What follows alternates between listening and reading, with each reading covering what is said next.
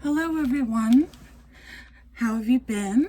I've been a little MIA the last week or so, and I was having some trouble with my camera mount, so I had to get a new one. And I spent a few days just kind of exploring some art, mixed media art, and some ideas that I had. I have not really done a full mixed media piece for quite a long time. And one of the things that I've always enjoyed are houses. So I made this little mixed media background piece, and I believe it measures 7 by, let's see here, 7 by 9. So it's just the way it got cut from a piece of watercolor paper. When I'm doing my mixed media, I like to use watercolor paper because it already has some texture in itself, but also the colors come out really nice and saturated. And as you can see on this particular piece, I used a lot of the same elements that I've used before, where I've used some book pages, and pardon my fingers, I've been painting, so I'm a messy artist. And I used some stamping, some doodling, and I made each one of these houses. Now,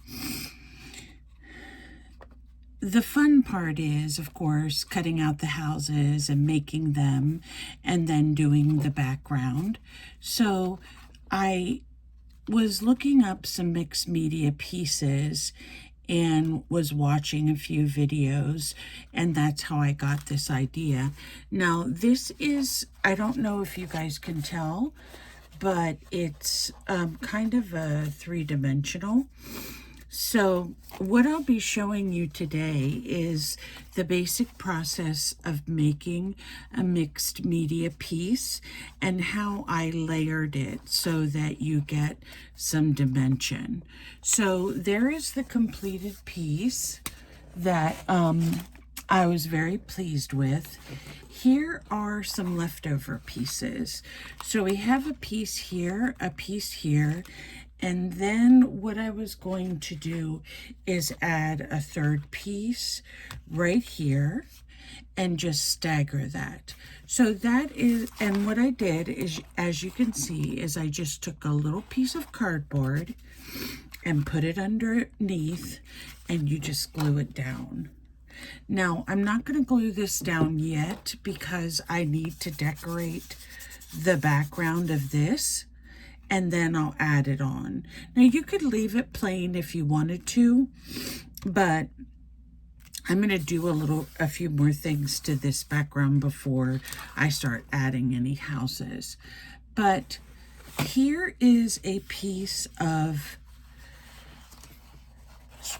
paper that is watercolor paper, so it's a little bit thicker. And on this one, I have some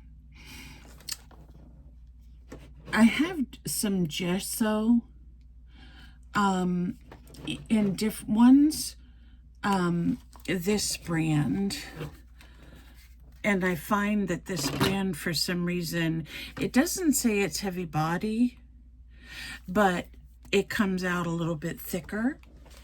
And then this is the brand, the Liquitex is the brand that I use when I'm just covering a page without any dimension. So what I did with this is I used one of my leaf stencils, and I took the thicker gesso and I went over that with a little palette knife so that I could get some definition in the background. And this is just going to add another nice element. I hope you guys can see that, to the finished piece.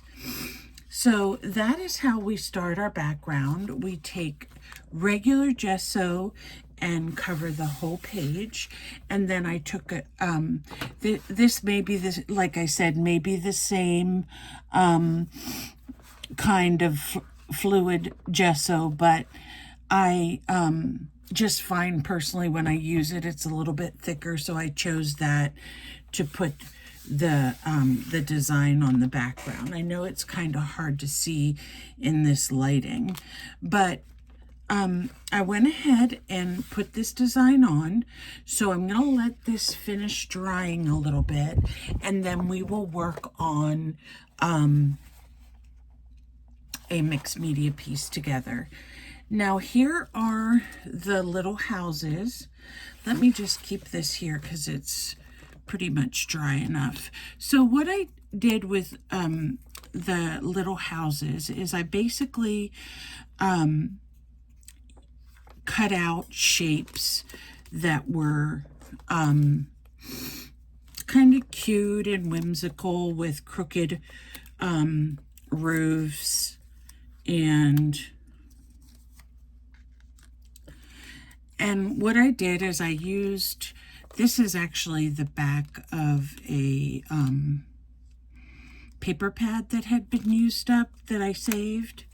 So it's a little bit thicker cardboard, and then there are some pieces that were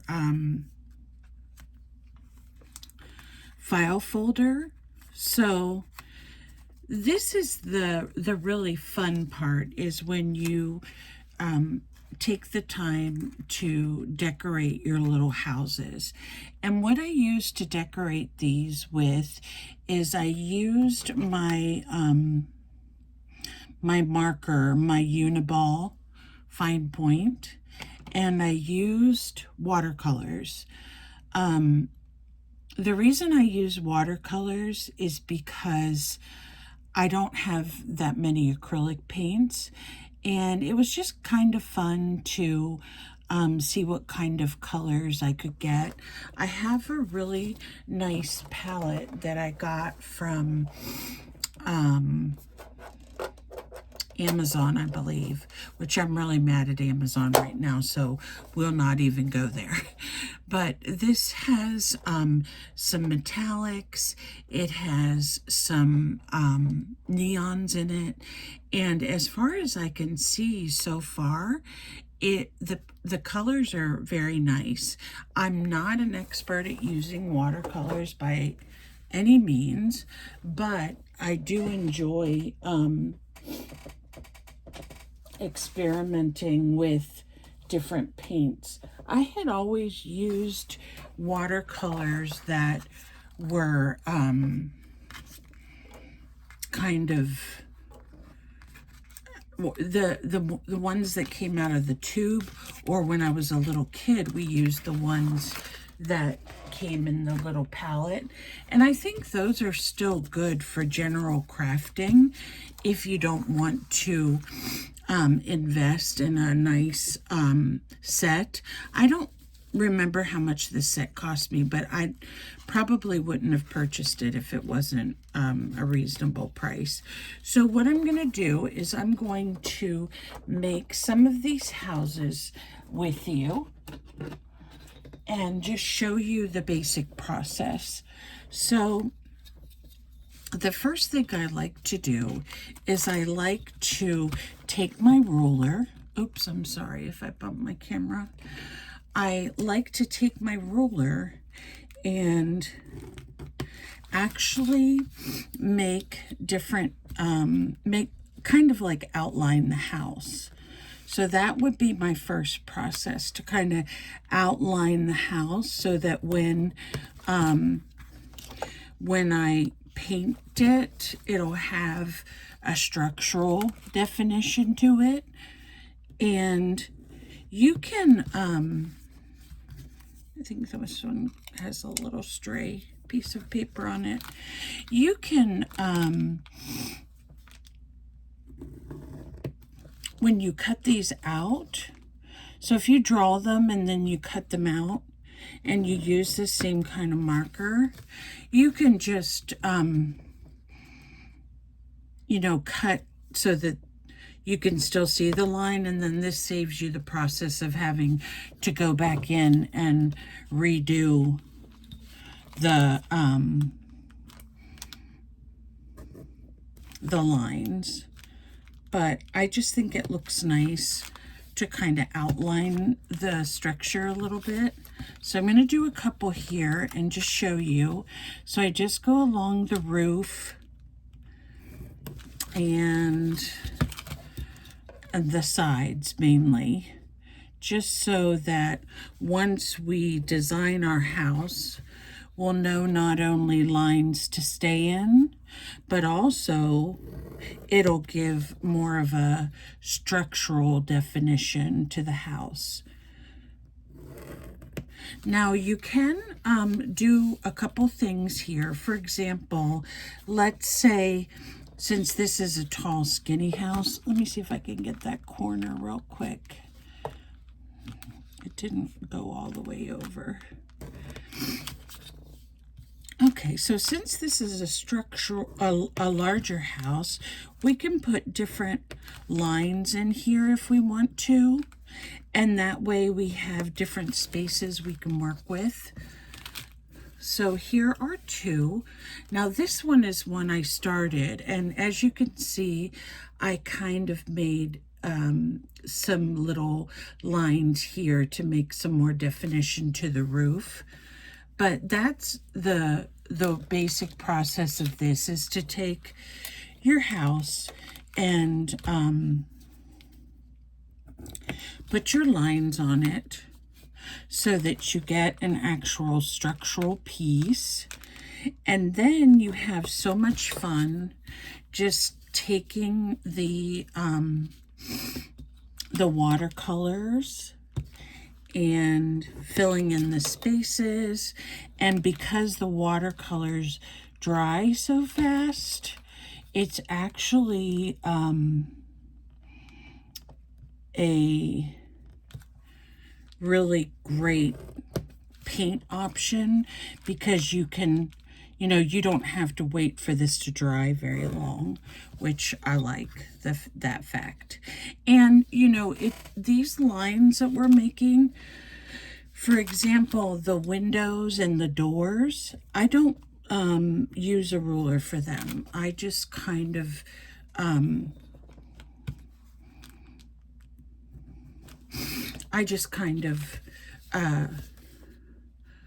make my own designs for those, because these are supposed to be whimsical and fun. They don't have to be any type of particular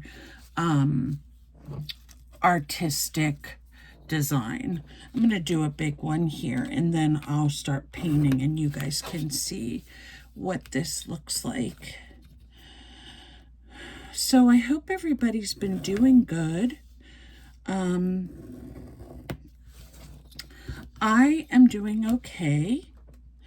I am hoping to get a treatment for my knees, or at least one of my knees, that will help me to be able to endure the pain and walk a little bit better. Right now, because I've told you guys I have a little bit of depression, because I take medication for that, I don't usually take any type of pain medication unless I get a migraine, and then I just use something over the counter. So that's why it's been a challenge for me some days, because I just can't get up and do the things that I want to do, and I have to rely on other people to do them for me, and I don't really like that, but so be it. But this little project that I did, it really helped me get out of any kind of negative headspace or wherever I was. So I'm going to show you guys. You might be able to see this palette a little bit. I'm not going to put the whole thing on camera, Let me get a wipe because I noticed, you know, one thing with gesso, you start getting that stuff all over the place and it is just a mess. Okay, so we're going to need a little bit of water for the colors. And I'm going to use my favorite color, purple. And I'm going to start with this one. And I am just going to paint. Now, I'm not that great at painting. My daughter is the painter in the family. But this doesn't really take a whole lot of skill. You just need to take your time and be careful with what you're painting. So now on this one, I'm going to paint the body of the house first. That way, if I add any windows to it, I will be able to then do that on top of the color.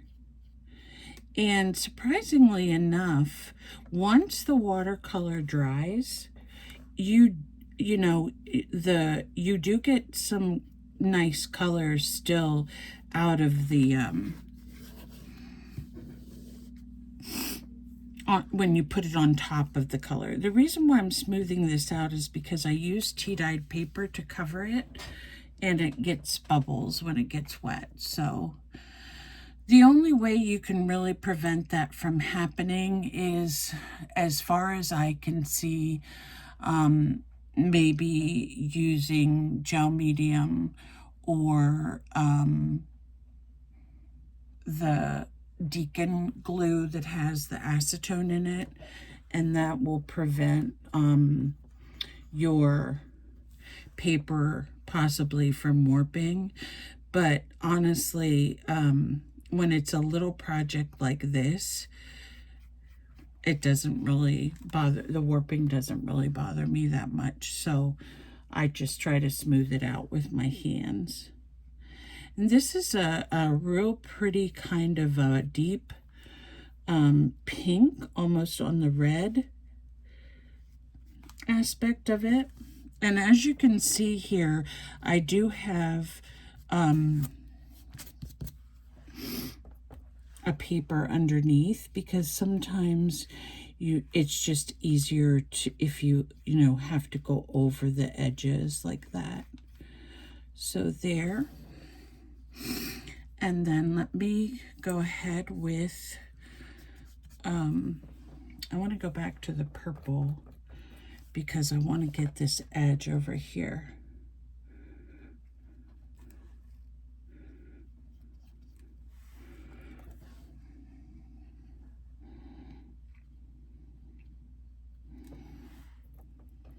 One of the challenges that I have is keeping my art desk clean and neat. So I see so many artists have these really nice looking desks, and I'm thinking, why isn't mine like that? But, we all have the spaces that we have, and that's part of the reason I think that we don't have as much room to make our spaces like we want them. So I'm just going to go in here with some different colors and paint this one, some blue and pink. And this watercolor palette I have has all kinds of colors. It has different oranges, and it has different tones of brown, and the colors do mix well also. So if you need to mix them together to get a certain color, that works nice too. So Now with watercolors, you're going to get a more muted color in general. However, if it's not as dark as you want it to be, when you do go over these colors, then what I would do is wait until they dry a little bit and then go over them a second time. And that might help you with getting a more darker color if you go over them a second time. You can also load up your brush pretty much as you want. And the more you load the brush with the ink and the less water, of course, the darker the houses are going to be. Here are a couple that I worked on earlier. And here's a little blue one, blue and purple one.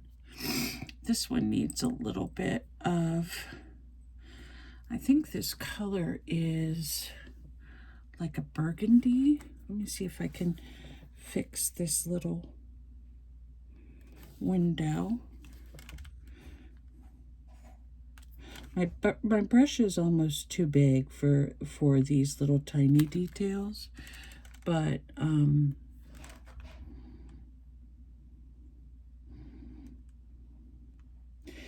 the thing about this project is that it's not really a stay in the lines kind of thing.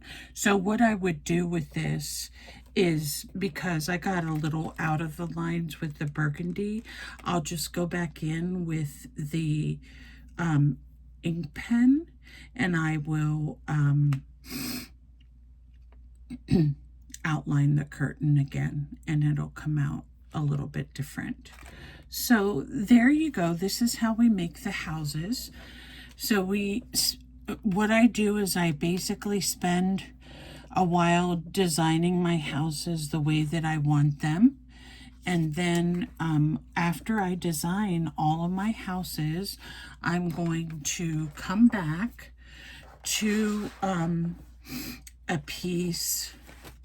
For example, we'll just use this one for a second. And then I'm going to start layering them in a way that looks nice, and it kind of looks like a village. When I showed this to my husband, he said it reminded him of an Italian countryside. So I thought that was really a cute analogy for it. And my husband is always a very big supporter of my art and patient and helping me with my art projects. So it's nice to have a spouse that's interested in what you do. He's a really great person. We've been married about a little over 27 years, so we have 2 kids, and we are just as fussy and happy as we ever were.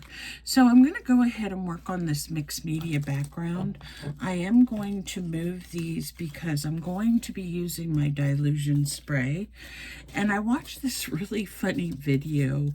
I think it was last night. I don't remember what the artist's name was, but she could draw the most beautiful faces. But she was trying out her Dilution ink, and she just wasn't a fan at all. Now, I am definitely a fan of Dilution ink because I think it just makes some of the most beautiful color combinations, and it's an easy way to design a background without having a huge amount of supplies. I mean, with the Dilution's ink, we can start with just a couple sprays here, and then because I've already gessoed this, the spray is going to run a little bit more. because of that. So if you want it to run and you want to get some different designs like this, you can. So as you can see, it just runs right off.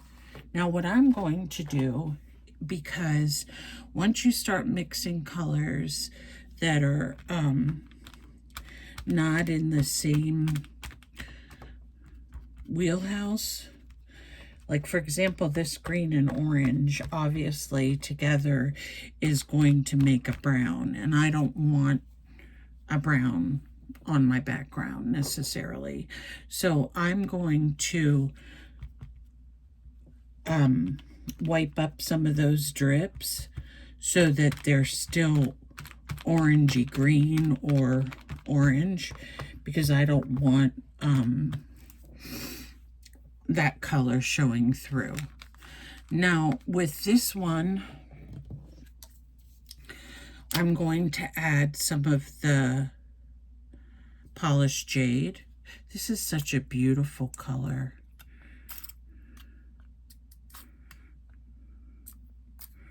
So there are different strokes for different folks, as they say.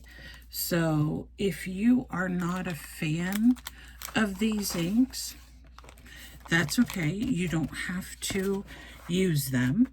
But I will tell you that for me, they are an amazing tool in my mixed media process.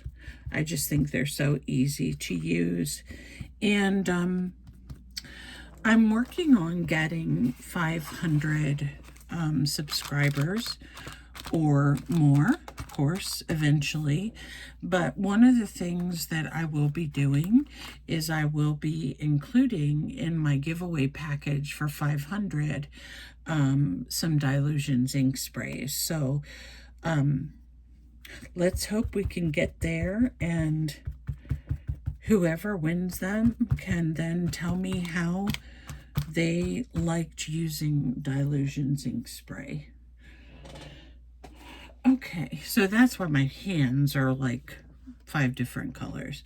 So let me think for a second. I'm going to put a tiny bit of blue in here.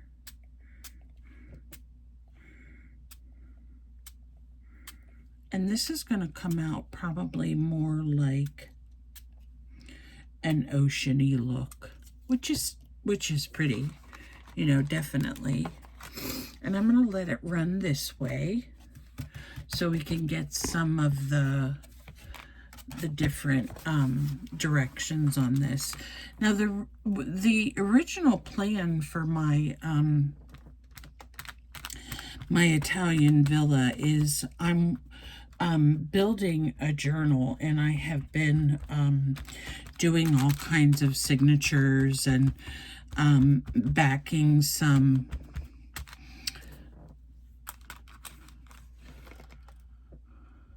scrapbook paper with tea-dyed paper, and I really like the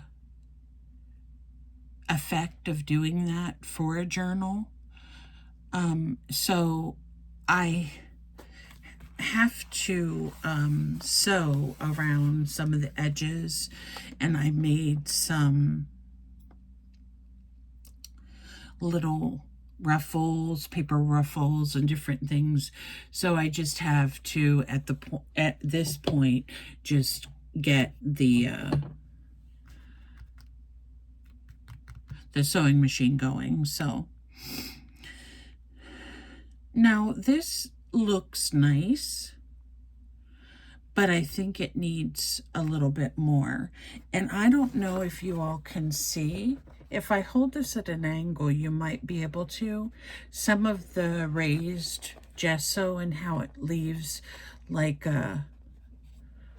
they were leaves that I put in there. So let me see. I wanted an orange maybe, since we're under the sea. I'm going to try this. This is not a Dilutions. This is a distressed spray stain from Tim Holtz, but it's an abandoned coral. So I'm going to just try that in some of these places that are blank here and see what we get. And hopefully we won't get any ugly brown, but we'll get some things that'll look like, add some interest. The other thing that happens whenever you put either matte medium to do your stencils with, or if you do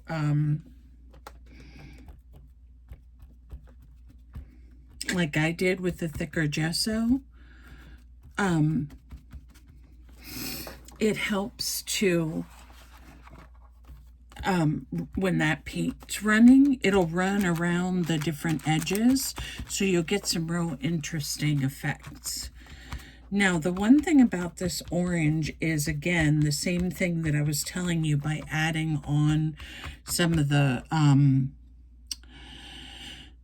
blue and the green, is when it runs together, it kind of can muddy up your paint a little bit. But to me, it looks pretty interesting with that orange on the end. So I think that's all I'm going to do as far as paint is concerned. The next thing I'm going to do is I'm going to add some book pages. And the way that I'm going to add them is, where's my little piece of cardboard?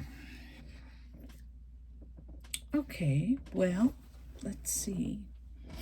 It's on the floor. Imagine that. So I'm going to go ahead and cut a few of these pieces of cardboard. And I'm just going to cut them in little chunks or strips. You can do longer ones, long skinny ones, however you want. And if you've seen any of my videos before about adding on elements to your scrapbook pages, you know that I am a big fan of working in odd numbers. Now, this paper that I'm using it's not really an old paper, but it's a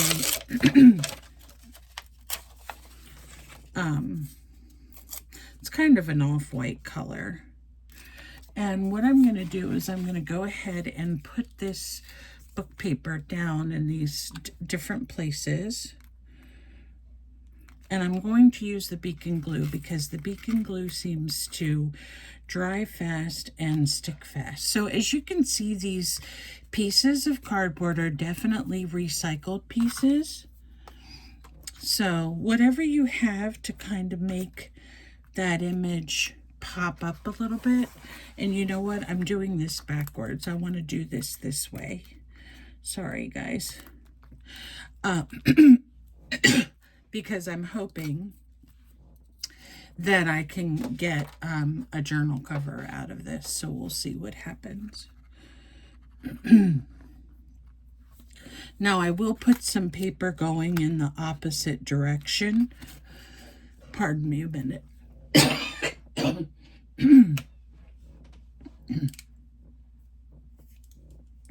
Whatever cold I had like a month ago, I still can't shake all the symptoms for some reason. So I'm kind of going to stay away from the very middle because I want to be able to, I'm going to do this long one this way. Now I'm kind of funny about the lettering that I use, or the book paper that I use. I want to make sure that the writing all goes in the same direction. However, sometimes that's just not feasible. So what I have done on, like for example, on the other piece, if I can't get the paper to go in the direction that I want it to go, I will usually, I go over it with some gesso, and that way you don't notice the word as much. For example, this particular book that I'm using is a cookbook. And so the words on it are a little bit large, and also you can still see what they say. So in this case, I'm going to be gessoing over top of the book pages so that I can get a more muted look to the lettering. I don't want pepper, lettuce, tomatoes, and hard-cooked eggs to stick out on my page when I'm doing it. So, and basically the idea, you don't have to make the piece of cardboard very large. So if you're trying to get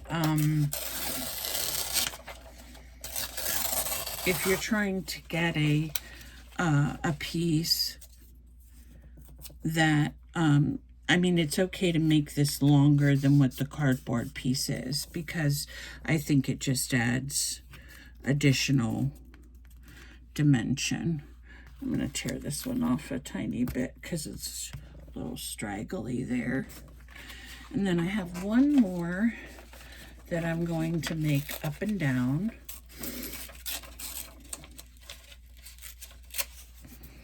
And we're going to glue this on. Oh, it already has glue. Sorry. Getting ahead of myself. Okay, so here we have the pieces of book paper that are now glued on. And what I'm going to do, just for the essence of time, because these videos can get pretty long and detailed, I'm just going to work on this side of the page for now, because eventually what I plan on doing is making a journal cover out of this. So I'm just going to go ahead and make sure this is equal. And I'm going to press down where I know the spine is going to be. And then that's the part that we will work on today. Let's see if I can get that under there. Okay, and if we go over onto the other side a little bit, that's all right. But for the most part, we're going to work just on this end. So the next thing we need is a little bit of gesso, and I have some already out on my paper over here. You can water down your gesso a little bit, or you can put it on dry. You don't need to prep the canvas prep it anymore. It can go on dry or with water. But I'm going to use this a little bit lighter because I still want the person seeing this, I still want to be able to tell that this is book paper. I don't necessarily want you to know what the book paper says, because it doesn't really apply with our design. Wouldn't that be nice if we could find book paper that matched the design that we were creating? So here I'm just using, it's kind of like a whitewash over it. And I'm noticing, I don't know if you all are noticing this, so I'm working more down in here. So I need to put something up here that allows for some additional dimension. So again, working in our idea of odd numbers, I'm going to cut 2 more pieces, And I'm going to glue one down right here.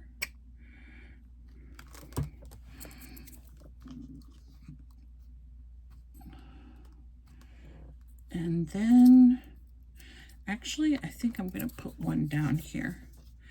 So, just as a side comment for journaling, I'm not journaling, mixed media. The position you'll sort of start learning on your own as to what you think will look good, and there's really not a rule. I just feel that because of other things I've done in the past, I like the way the odd numbers look. And if there is a section that needs to be cleaned up some way, like or other elements added, we can do that with something other than book pages to help balance out the piece if we feel that we need more. I think for this side, 5 is plenty, and it'll give a really nice look underneath of our houses once we attach them. So let me go ahead and put some gesso on these. You guys can probably still see the words, and they're cracking me up because I told you all about getting this wonderful cookbook that I thought my husband would love because it has all these Mexican recipes in it. And the first one I read called for mushroom soup. Now, if you know anything about authentic Mexican food, or even Tex-Mex food, I've never ever heard of any Tex-Mex or Mexican food having like cream of mushroom soup in it. So my husband and I got a laugh out of that. So that became my scrap paper book for journaling. So here we have the gesso, which actually, if you use it as a wash where it's not too thick, it will dry pretty fast. I don't want to use my heat gun because I don't want to make a lot of noise. But here you have the basic placement of the book pages. The next thing I'm going to use is some black ink, and I'm going to use a foam stamp that has some script on it. And what I'm going to do is just in various places, I'm going to add some script. And if it goes over, like for example here, you see I still went on the book page with it to kind of, let me go this way. You want things to go in different directions just to add some uniqueness to what you're doing. We can put some right over these book pages if we want. That one's still a little wet, so I don't want to do that. But there we have a little bit of stamping. So as you can see, that adds some more definition to our page. Stamping is, I think, one of the really nice points of mixed media to use stamping, and you can use different colors of ink if you'd like. I mainly use a black StazOn ink because it won't smear. And then after we do that, I am going to see if I can find, you know what, I think I'm going to use this Blue Lagoon. And what I'm going to do is I'm going to open it this way, okay? And I'm just going to tap some places here and there. I'm going to see if I can, I might have to use a brush. Give me a segundo here to find a brush I can use. My brushes need cleaned too, so forgive my mess here. But you can actually just dip right into this and pick up some ink. And then if you know this technique, you just kind of spatter ink different places by hitting the paintbrush. You can use a toothbrush too. I just usually use a paintbrush. I want to get a little bit more on these white book pages. And when you do it this way, rather than trying to drop it in or paint it in, you get a more organic look. So I like that, and I am going to leave that blue color. And then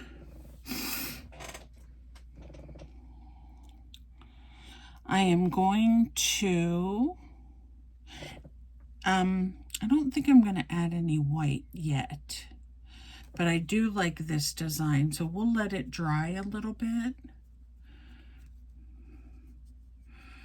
And the reason why I thought about the houses for a collage piece is because I really wanted to do like a homey, eclectic journal, because I had thought of some theme journals, and with the amount of craft book paper I have, which is tremendous, I just want to make them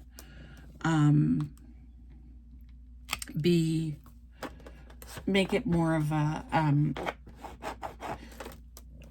more of the actual title, junk journal. And what I'm doing here is I'm taking my Stays On ink, and I have an old credit card here, and I'm just inking the bottom of it, and I'm going through and I'm adding some lines. You can add your lines wherever you want.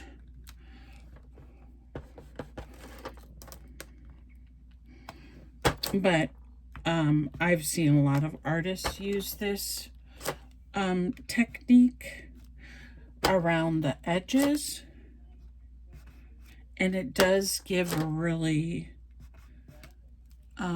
nice look to the page. Let me see here. Give me 1 second, guys.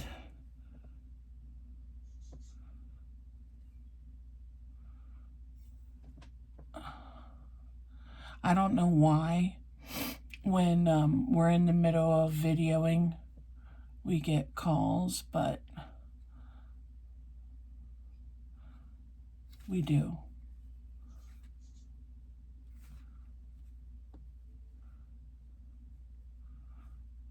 Okay. So let me know in the comments if you have any specific type of mixed media tricks or things that you've done.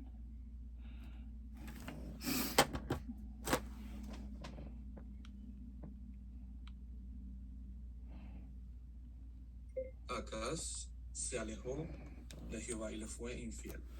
Give me just a Ahora, aquí second está here. la cosa interesante sobre. So, if you have any specific techniques that you use, you know, I'm excited to learn about them. So share them with me. You could go, to be perfectly honest with you, on a page like this that's larger, you could go crazy adding all kinds of things if you wanted to. I do want to try a little piece of bubble wrap. So bear with me while I cut that.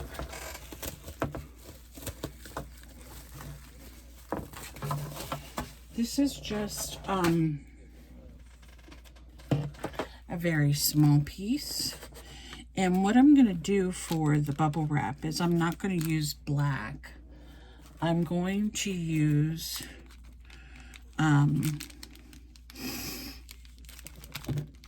let me see what color.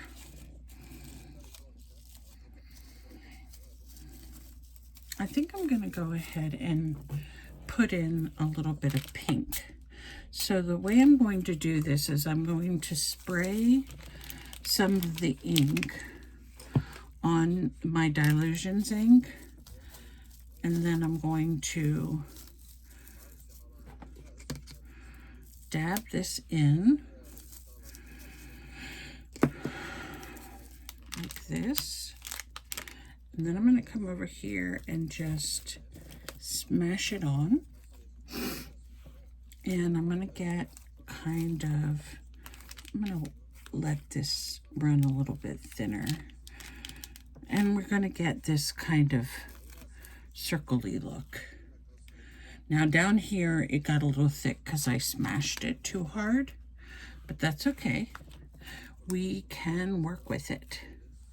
So as you can see, bubble wrap is another interesting element to mixed media.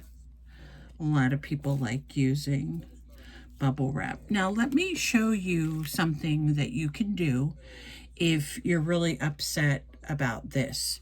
So because this ink dries pretty quick, the only thing you have to be careful of when you do this is if the ink is not dry, the gesso is not going to cover it up very well. So let's just take a look at, see how it turns it pink. Okay, so we need to let it dry a little bit more. But what we could do basically is we could gesso over that, let it dry, and then retry the inking. So I'm going to, I don't know if you guys are catching this from the bottom. Let me move this up a tiny bit. So this is what happened at the bottom with the bubble wrap. It kind of made just a blob, okay? So we're going to leave that like it is, but we're going to kind of just let that dry so we can cover up. That's the nice thing about gesso. So if you make what's so-called a mistake, you can cover it up with the gesso. And honestly, I only did that for you for instructional reasons. Personally, I would have just left the blob there, but that's totally up to you and how you want to design your mixed media piece. So we have a lot of elements on here, some things that still need to dry. And let me, I don't remember if I took pink flamingo or, let me see what this is.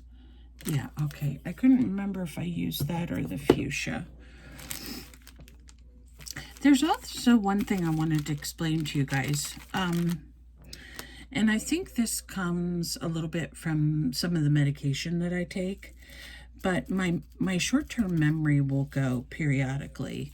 So if you're listening to me and I just pause, it's because I have to regroup my thinking a little bit. So please forgive me if you're like, okay, Go ahead, say it. Like my kids are after me all the time. They're like, come on, Mom, what do you want to say? So, kids are so funny. My son, today was his last day of his junior year. So he will be a senior next year. And I can't believe my boy is going to be a senior.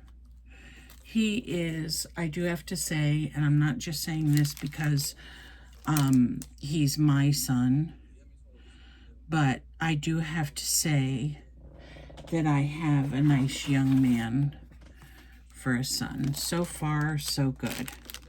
And my daughter's lovely too. She just doesn't live at home, so I don't get to see her as much. So I just use the rest of this ink for that blank piece that I had showed you earlier, because eventually I'll be using that and doing that 3-layered look. So here we have basically the front side of our journal. Now I noticed some of these are curling up, so what I'm going to do is I'm going to put just a dab of glue right here and stick those down. I mean, the curly looks kind of nice, but if we're going to be using this, which I plan to, as a journal cover, the more I open it and the more I fool with it, these pieces are going to become more dog-eared. So I'm just going to let them glue them down a little bit so I don't have to deal with that of them maybe breaking off. But it still gives the nice dimension to the piece. And I like the bubble wrap. I even like this mess up that we did down here. I think it kind of looks okay. I'm going to wait until it dries, and let me see if I can do this now. I'm going to take some of the lines and put through this. And if you all get like credit cards in the mail that you need, that they sometimes send them in AARP or some craziness, or if you have expired ones, keep those, because they're great for doing things like this, but they're also great for actually spreading your gesso. So if you have a larger piece and you need to spread gesso, this is a great way to do that. I feel like the bottom of this is a little bit empty. I'm wondering if I could get away with tearing some of this down a little bit. Pardon me while I do that. Because I don't want it. Okay, that's good. I just wanted a little bit more of a ragged edge on that one.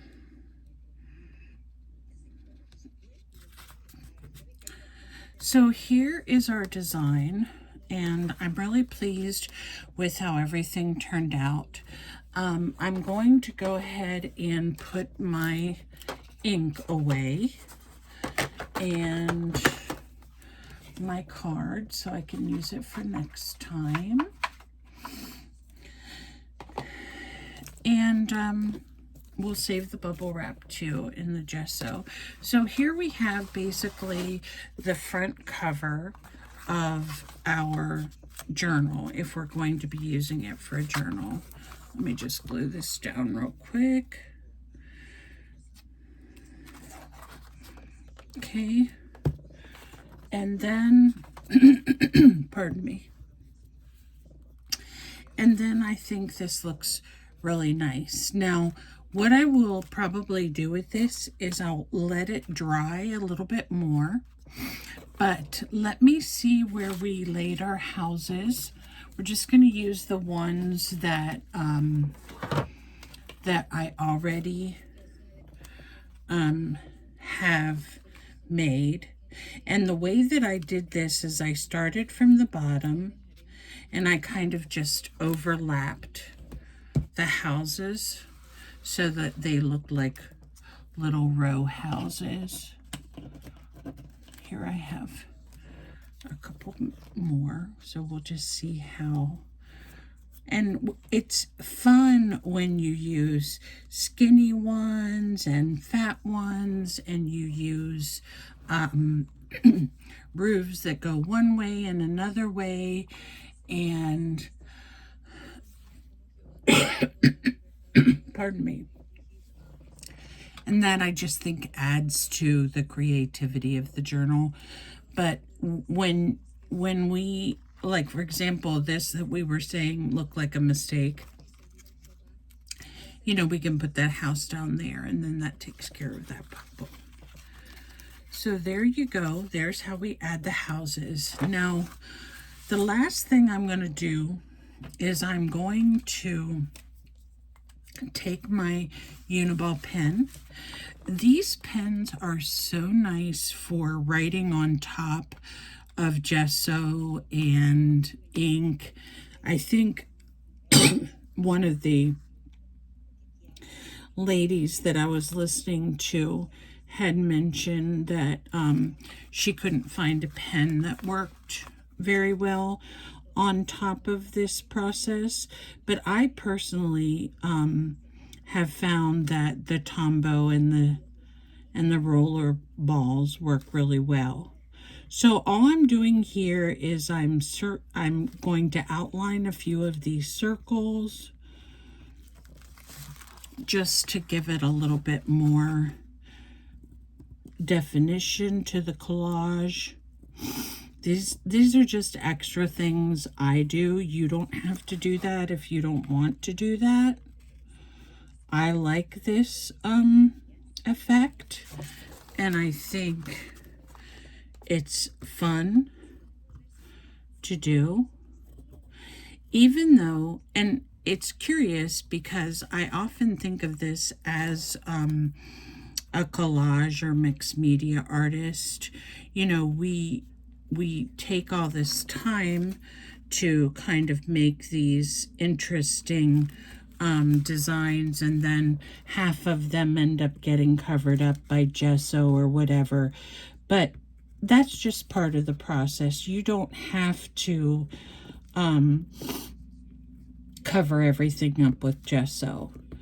You can make some other designs like this so that you can use some of your doodling skills.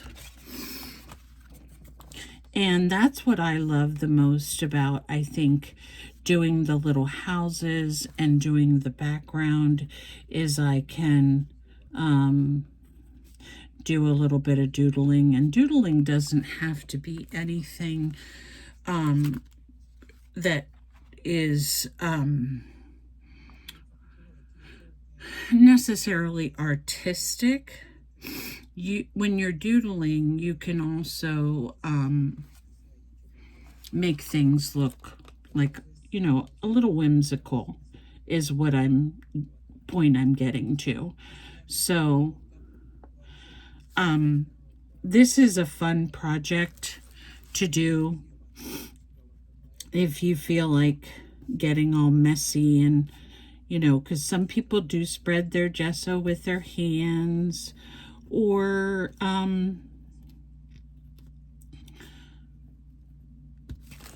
you know, do different things to make when you're using spray ink, or if you're using acrylics, you do get a fun mess, which can turn into a beautiful project. I'm always having ink on my fingers, so to me, that's okay.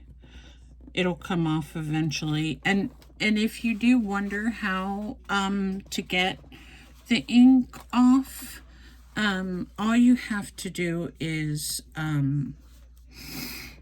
use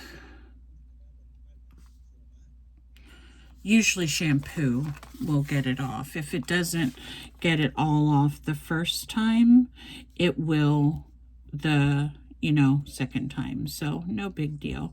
I use baby wipes, but they don't seem to get that off. I may have to use some acetone, but whatever works is fine.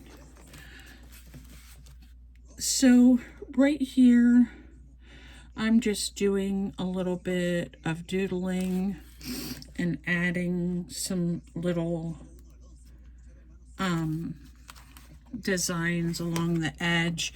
The reason I'm doing this is because I'm not going to actually, I don't think so anyway, I may later, but because this is more of a three-dimensional project, I don't want to do a whole lot of sewing on it, because I don't want it to, I don't know how it'll go through my machine yet, but you can do these little loops or humps or whatever you want to call them, and that kind of looks like stitching. Another thing that I'll use sometimes is I'll go around the page with a line dot, and it kind of gives the effect of faux stitching. So a lot of things we can do here and there to kind of finish this up and make it the way we want to. I think it looks great the way it is. I'm going to go up here a little bit and do a couple more humpy things here. And then just trying to keep everything kind of even, not even, but staggered actually is the word that I want, so that what you see over here, you also see some of that going on over on this side as well. So there is my mixed media piece, and that's the base for the houses. So I'm going to go ahead and add these then whenever I finish getting them ready. And we're going to do another little Italian villa. But this time I'm not sure. On the other one, I had added a second layer in the middle so they'd even be popped up more. So you can do that. Like this one is going to end up being a 3-layered piece when I'm finished. What did I do with that little white piece? I don't know. Oh, over here. This white piece that I was... So I will probably add this later and do this. And still, you could use this in your journal, or make it a small journal cover, and or just a piece of artwork for your desk. So I'm going to finish that one, and I'm going to finish making all my little houses, and then I'll come back and let you see how I finished the journal page. Now, I was thinking, since this is going to be the front, I'm obviously going to have to cover this, and this being the back, I may not do anything three-dimensional on the back. I'm thinking about just putting the book papers down flat and going from there, and then keeping the three-dimensional look on the front. So let me know what you guys think. Just a fun little thing to do when you're feeling creatively stuck is just put some spray here and put some spray there and use some gesso and lines and doodles and papers, and you come up with something really quite interesting, and you can again see my final piece here. I was just really impressed with the colors I got from the watercolor set. So here is a piece that I'm really excited about. My mom has a really old picture that I did when I was probably in kindergarten or first grade. And I did a whole row of houses.